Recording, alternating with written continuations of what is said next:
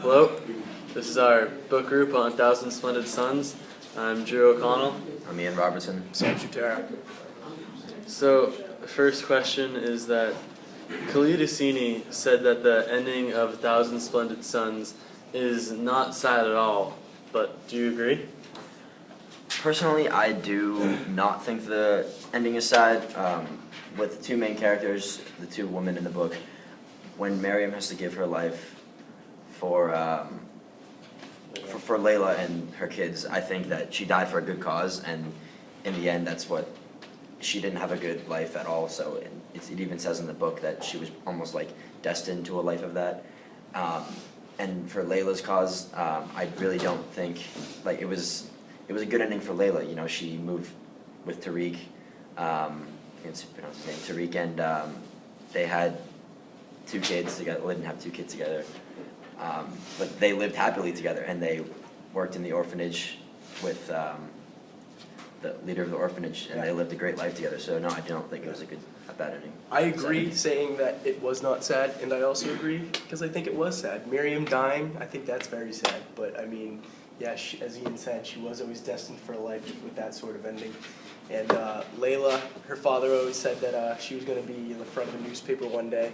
And then she was on the front of the newspaper at the orphanage that she had helped out so much, you know.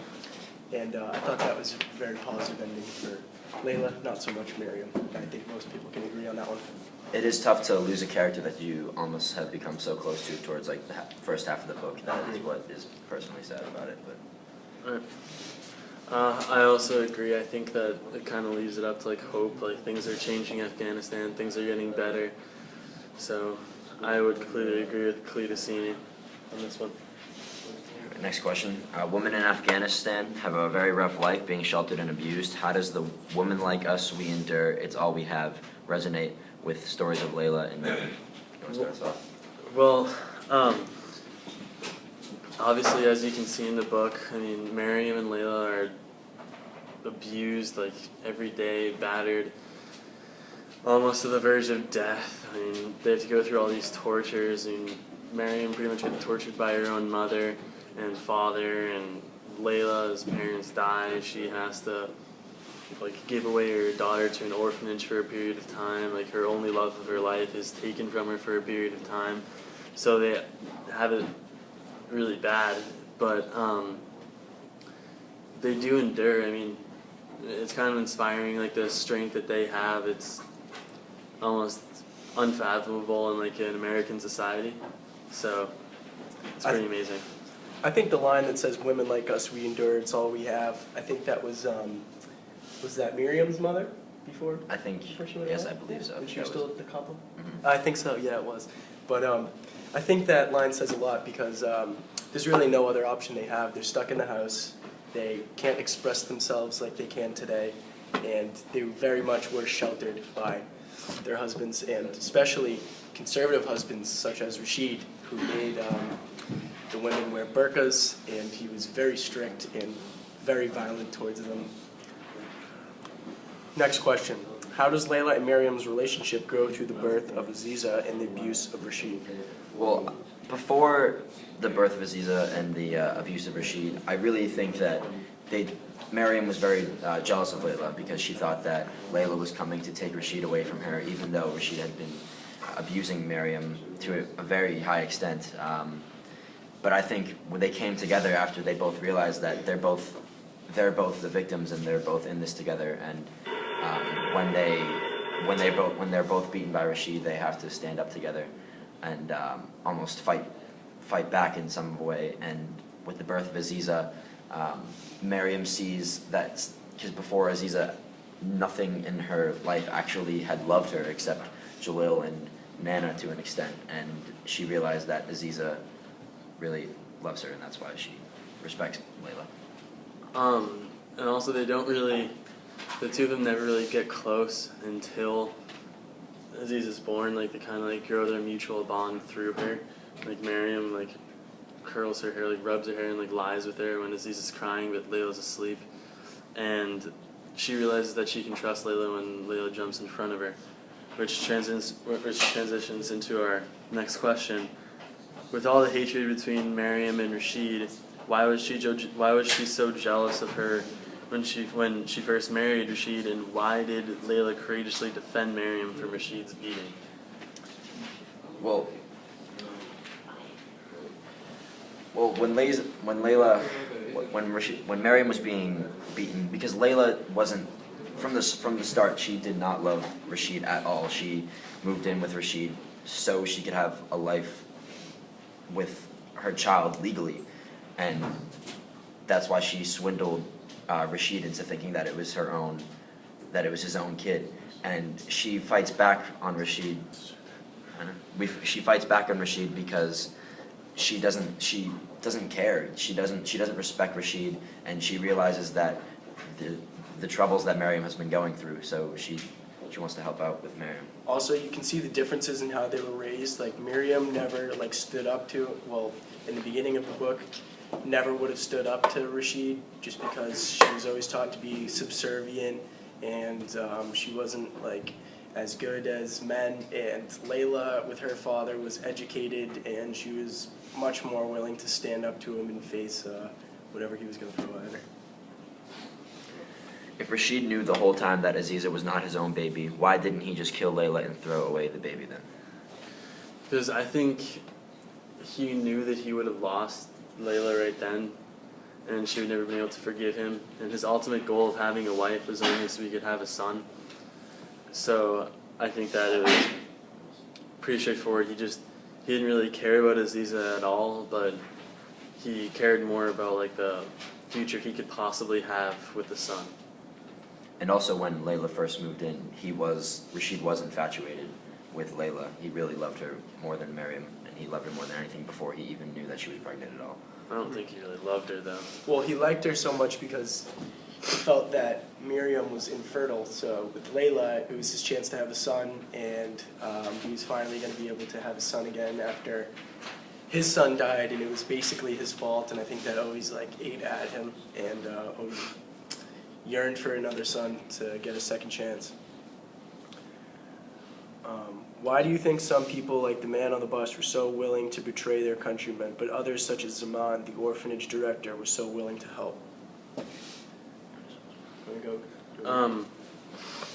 I think it kind of just goes, it's almost like an individual thing. Like some people, like the man on the bus, who's probably, I don't know if he agreed with the Taliban, or I don't know, we don't really know much of his story, but I think that he was afraid of them, definitely. I think kind of fear drove all the submissive people, whereas the others like Miriam and Zaman, the orphanage director, weren't afraid, and they knew what the Taliban was doing was wrong, so they stood up to them and acted really heroic.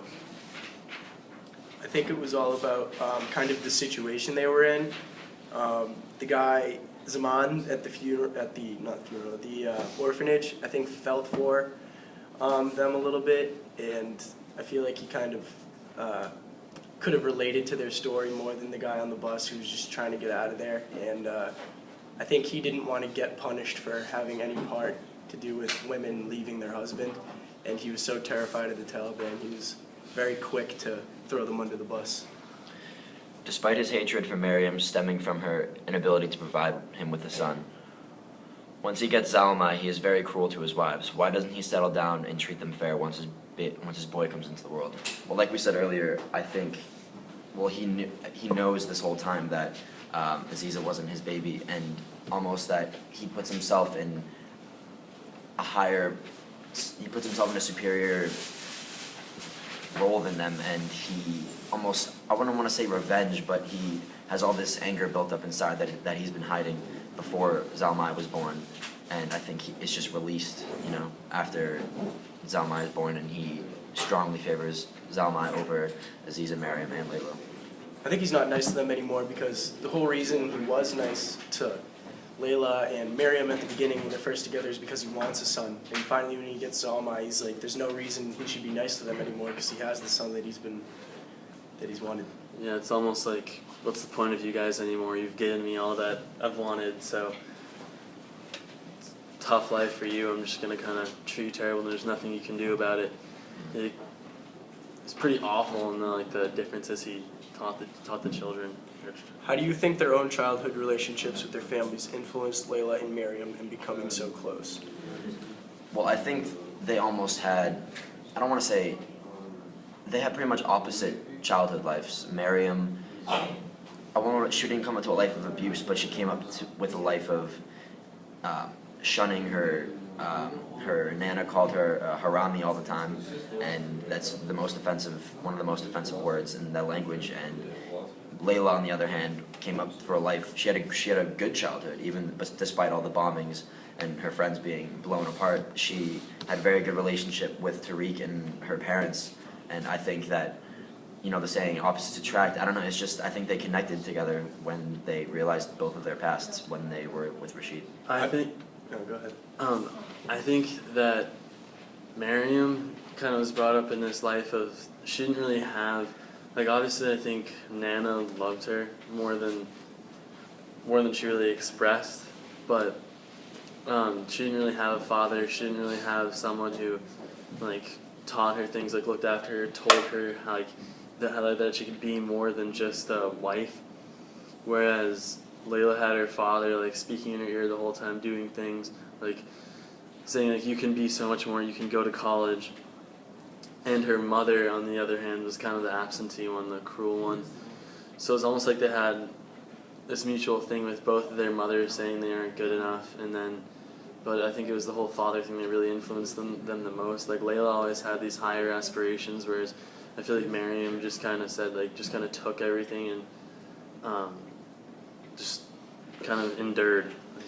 Kind of adding on to Drew, I feel like Miriam kind of represented the conservative generation in Afghanistan that was around when the Soviets were present, and Layla was kind of like the newer generation that's going on now with expressing themselves through art and literature and schooling, the fathers were definitely polar opposites, and I think you can see from the way they were raised the differences in the parenting. We're gonna have to keep it short for the next couple. All right.